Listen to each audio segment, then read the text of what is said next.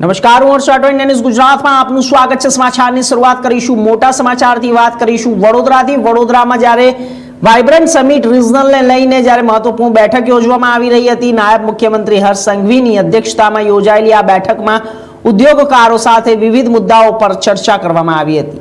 બેઠક પૂર્ણ થતા બાદ હર્ષ સંઘવી ગાંધીનગર જવા રવાના થયા અને આ દરમિયાન વડોદરાના સાંસદ હેમાંગ જોશીએ બેઠક અંગે મહત્વપૂર્ણ માહિતી આપી। વડોદરાની કલેક્ટર કચેરી ખાતે ગુજરાત વાઇબ્રન્ટ રિજનલ સમિટને લઈને મહત્વપૂર્ણ બેઠકનું આયોજન કલેક્ટર કચેરી ખાતે કરવામાં આવ્યું।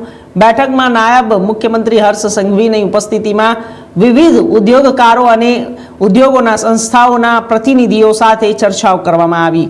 બેઠક દરમિયાન રાજ્યમાં ઉદ્યોગોના વિકાસ, રોજગારીની તકો અને વિસ્તરણ તેમજ સરકાર દ્વારા અમલમાં મૂકવામાં આવતી વિવિધ પ્રોત્સાહક યોજનાઓ અંગે વિસ્તૃત ચર્ચા કરવામાં આવી। બેઠક પૂર્ણ થયા બાદ નાયબ મુખ્યમંત્રી હર્ષ સંઘવી ગાંધીનગર જવા માટે રવાના થયા।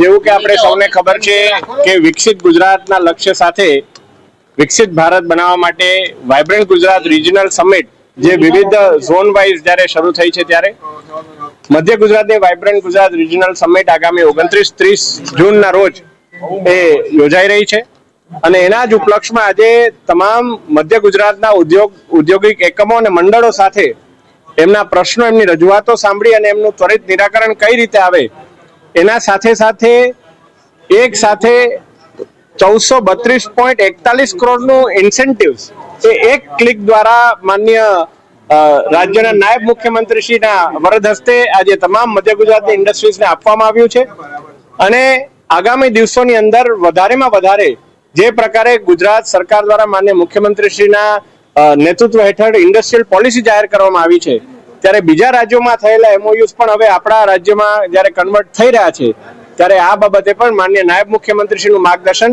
સર્વે જે આપણા મધ્ય ગુજરાતના તમામ જે ઔદ્યોગિક એકમો મંડળો છે એમને પણ મળ્યું છે અને આ સમગ્ર બેઠકની અંદર અમારા સાથે આપણા ગુજરાત સરકારના રાજ્યમંત્રી આદરણીય મનીષાબેન વકીલજી અને તમામ વહીવટી તંત્ર પણ ઉપસ્થિત હતું।